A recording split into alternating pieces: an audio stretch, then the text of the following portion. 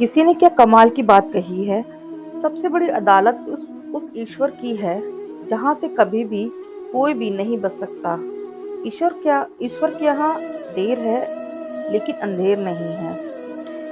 तो दोस्तों, welcome to my blog. आज की कहानी हमारी इसी पे बेस है। तो चलिए कहानी शुरू करते हैं।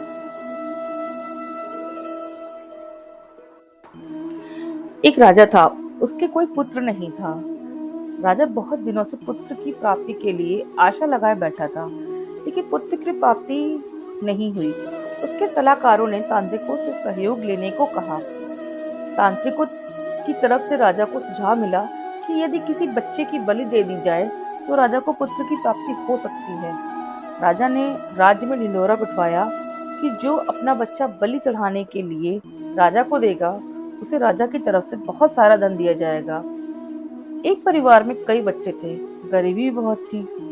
एक ऐसा बच्चा भी था जो ईश्वर पर आस्था रखता था तथा संतों के सत्संग में अधिक समय देता था। राजा की मुनादी सुनकर परिवार को लगा कि क्यों ना इसे राजा को दे दिया जाए, क्योंकि ये निकम्मा है और कुछ काम धाम भी नहीं करता है और हमारे किसी काम का भी नहीं है, और इसे देने पर राजा प्रसन्न होकर हमें बहुत सारा धन देंगे। ऐसा ही किया गया। बच्चा राजा को दे दिया गया। राजा ने बच्चे के बदले उसके परिवार को काफी धन दिया। राजा के तांत्रिकों द्वारा बच्चे की बलि देने की तैयारी हो गई।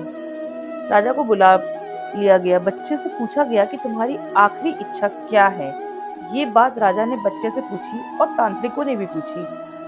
बच्चे ने कहा कि मेरे लिए रेत मंगा दी जाए। राजा ने कहा बच्चे की इच्छा पूरी की जाए, अतः रेत मंगाया गया। बच्चे ने रेत से 4 ढेर बनाए। एक एक करके बच्चे ने 3 ढेरों को तोड़ दिया और चौथे के सामने हाथ जोड़कर बैठ गया और उसने राजा से कहा कि अब जो करना है आप कर लें।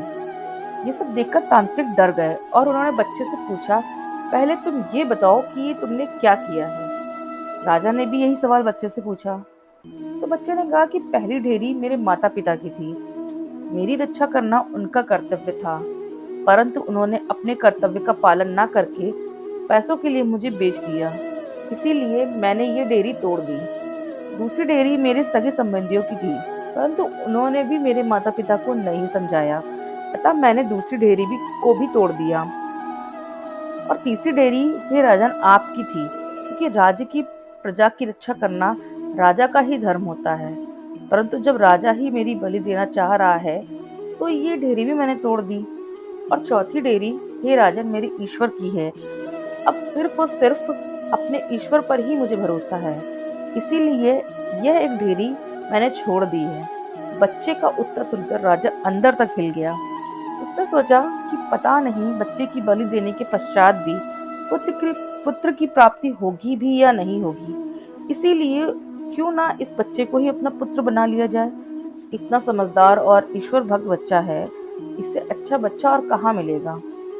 काफी देर सोच विचार के बाद राजा ने उस बच्चे को अपना पुत्र बना लिया और राजकुमार घोषित कर दिया। जो व्यक्ति ईश्वर पर विश्वास रखते हैं उनका कोई बाल भी बाका नहीं कर सकता है। यह एक अटल सत्य है। जो मनुष्य हर मुश्किल में सिर्फ केवल और केवल भगवान या ईश्वर का ही सहारा रखते हैं, उनका कहीं से भी किसी भी प्रकार का कोई अहित नहीं हो सकता। संसार में सभी रिश्ते झूठे हैं, केवल और केवल एक प्रभु का नाम ही सत्य है। तो दोस्तों, ये थी आज की कहानी। अगर आपको हमारी कहानी पसंद आई हो तो प्लीज़ चैनल को सब्सक्राइब करें, लाइक करें, और देखने के लिए धन्यवाद।